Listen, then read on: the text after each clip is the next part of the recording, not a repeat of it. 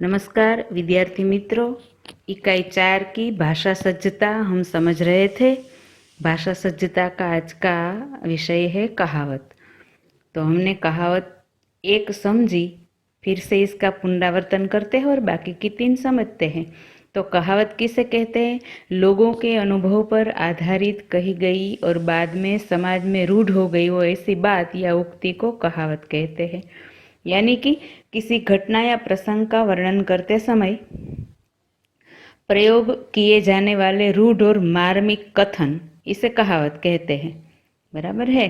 कहावतें क्यों प्रयोग में ली जाती है? तो कहावतों से भाषा सुंदर, मार्मिक और प्रभावशाली बनती है। इसलिए कहावतें भाषा को सुंदरता देती है, भाषा मार्मिक बनती है और भाषा प्रभावशाली बनती है। बराबर है। पहली कहावत है, आम के आम गुठलियों के दाम, यानी कि दोहरा लाभ होना। रामजी भाई ने भैंस खरीदी, भैंस का दूध घी बेचा, फिर भैंस का गोबर उसको खाद बनाकर खेतों की उपज बढ़ाई। तो इसलिए यहाँ ऐसा कहा जाता है कि आम के आम गुठलियों के दाम, यानी कि जो भैंस का दूध बेचा है इससे पैसा कमाया, और भैंस का गोबर जो कि इतना काम में नहीं लेते, कभी कभी तो इनको फेंक देते, फिर भी रामजी भाई ने गोबर से खाद बनाया और उसका भी उपयोग कर लिया, और दोनों का उपयोग करके दोनों ओर से मुनाफा कमाया। इसलिए कहा जाता है आम के आम गुठलियों के दाम, दोहरा लाभ होता है। बराबर है। दूसरी कहावत, जैसी करनी वैसी भरनी। इसका अर्थ है कर्मों के अनुसार फल मिलना। जैसा कर्म करते हैं वैसा ही उसे फल भुगतना पड़ता है। इसे कहा जाता है जैसी करनी वैसी भरनी। जो जैसा करता है उसे वैसा ही फल मिलता है। इसलिए यह कहावत है जैसी करनी वैसी भरनी। बराबर है। साँच को आँच नहीं। साँच यानी सच, आँच यानी नुकसान।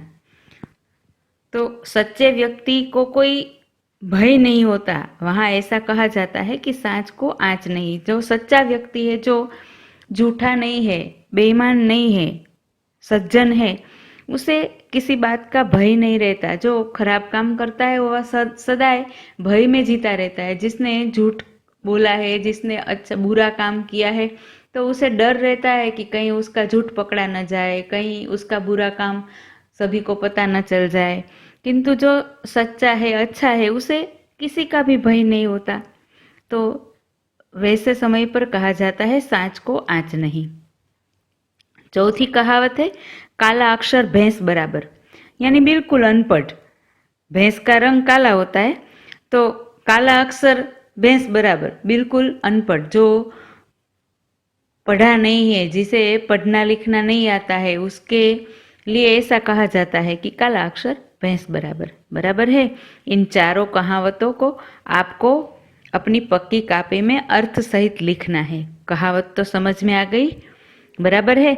अब इसके बाद में भाववाचक संज्ञा और समूहवाचक संज्ञा दी गई है। यह हमको लिखना नहीं है, क्योंकि इसको हमने आगे के इकाई में लिख लिया है। बराबर है। तो आपको आज क्या करना है? भाषा सज्जता में यह रामजी भाई वाला परिच्छेद तो आपने लिख लिया होगा। यह परिच्छेद पूरा लिखकर इन चारों कहावतों को अर्थ सहित लिखना है और बराबर समझना है। बराबर है। और याद रखना है। अब कहावतें पूरी लिख ली, पूरी समझ ली। इसको कहाँ लिखना है? तो अपनी पक्की कॉपी में लिखना है। बराबर है। आज यह कहावत वाला भाषा सज्जता का पाठ हमने पूरा कर लिया। अब अगले तास में पुनरावर्तन 1 समझेंगे और फिर लिखेंगे बाद में। बराबर है। अच्छा, नमस्कार।